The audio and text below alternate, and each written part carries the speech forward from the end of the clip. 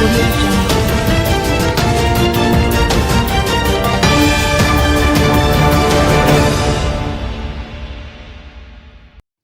Vendor shot and killed at stall in Ocharios. A vendor was gunned down at his stall in the Ocharios market in St. Ann on Saturday night. The deceased has been identified as 23-year-old Alex Hilton of Miami Bay in the parish. Reports are that around 8 o'clock, Hilton was selling at his stall in the market when he was pounced upon and shot. He was assisted to hospital, where he was pronounced dead. The police have not yet established a motive for the deadly attack. Detectives assigned to the Ocharios Criminal Investigations Branch are probing the matter. General election will be held no later than September, says JLP General Secretary. General Secretary of the ruling Jamaica Labour Party, Dr. Horace Chang, says the general election will be held no later than September, urging party workers to mobilize early and decisively. Speaking at an appreciation function for party workers in St. James Southern on Sunday, Chang declared that the government will be responsible and operate within the laws of the country. We can't go beyond September, so make sure between now and the middle of August, find your friends and line them up now, Chang stated. His announcement has effectively set the countdown into motion, with both political camps now expected to accelerate their guns operations ahead of what may be a summer showdown at the polls. The veteran politician, who also serves as Member of Parliament for St. James Northwestern, emphasized the need for discipline and preparation. Make sure you line them up for Election Day morning. Sunday's appreciation event was hosted by Homer Davis, the sitting Member of Parliament for St. James Southern, in honor of grassroots party members. Davis is expected to contest the seat again as the party ramps up preparations for the poll. He will be challenged by Nikisha Burrell of the People's National Party. Tiana Sutherland laid to rest. Tiana Sutherland, the 14-year-old girl who was trapped to death while on summer vacation in St. Thomas, was laid to rest by her family on Saturday. Shades of pink and purple adorned everything, from the flowers to the chairs, and even the congregation at the Barking Notch Primary School in St. Thomas, where the service was held. Assistant Commissioner of Police Christopher Phillips bemoaned the senseless killing of the teen while speaking at the funeral. Today we gather to mourn the loss of a precious life, a life that was brutally taken from us far too soon. Tiana Sutherland, or Lee, as she was known, was just 14 years old, with her whole life ahead of her. It was evident that she would be one of the stars of the future, the cop stated.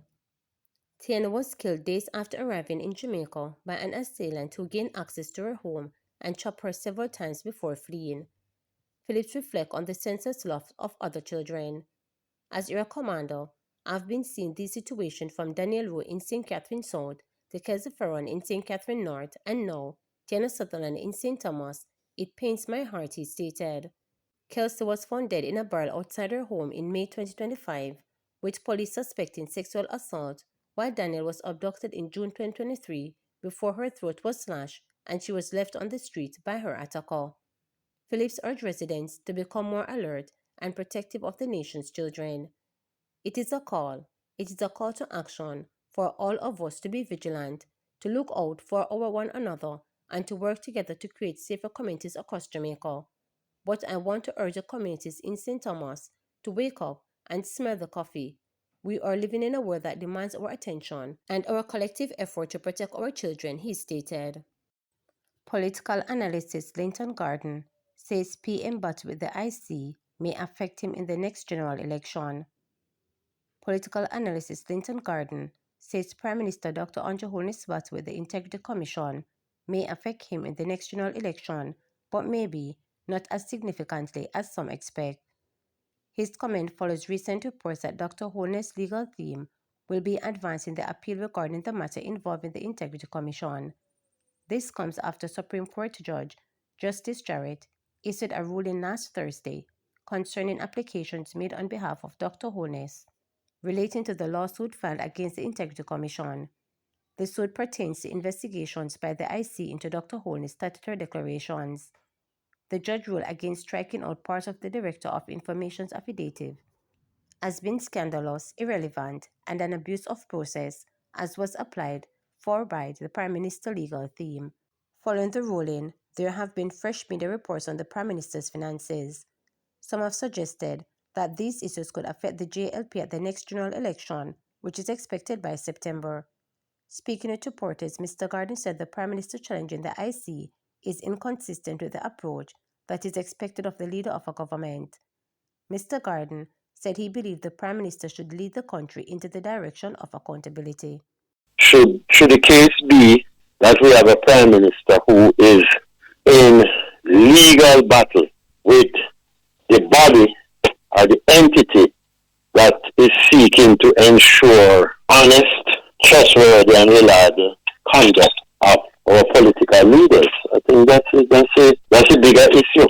So it might be that he can account for the money. It might be that he can say this is where I got it from. All that should be said, he should do so, thereby indicating that he has nothing to hide.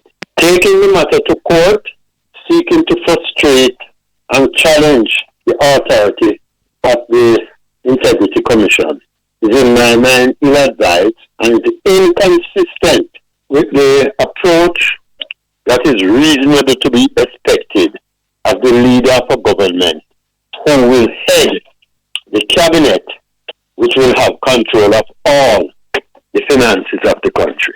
Put me in charge of the finances of the country for a third term, but you ought not to get from me an account as to how I came by the monies I have, or I will come by monies in the future. Don't ask me any questions. Don't ask me for any certification. Just let me be. And the question is, why would you want to be in that type of situation? Whether it will affect him in the election, it could, it may not, I don't know. I believe it will, but maybe not as significantly as it is expected in some quarters. But I think the decent thing is that the Prime Minister should lead the country in the direction of accountability by persons we elect to take charge of our resources, our finances, and our money. I think that is what we should look for. Obi charged in alleged bar holdup. A 25-year-old man has been charged after allegedly robbing bar patrons at gunpoint. He is charged with robbery, aggravation, and possession of a prohibited weapon. These are the charges that have been laid on Terrence Lee, otherwise called Obi, a laborer of Williamsville District, Hanover, following the incident in the Esho District in the parish on Wednesday, July 30. Reports from the Lucy police are that about 7:45 p.m., Lee and two other men, armed with guns allegedly, entered a business establishment and demanded money. They reported they robbed the occupants of cash, alcoholic beverages, and a cell phone, all amounting to $55,000, before escaping on foot in the area. A report was made to the police following the robbery. Lee was subsequently arrested and later charged after a question and answer session in the presence of his attorney. His court date is being finalized. To subscribe, like, share, and click the notification bell for daily updates.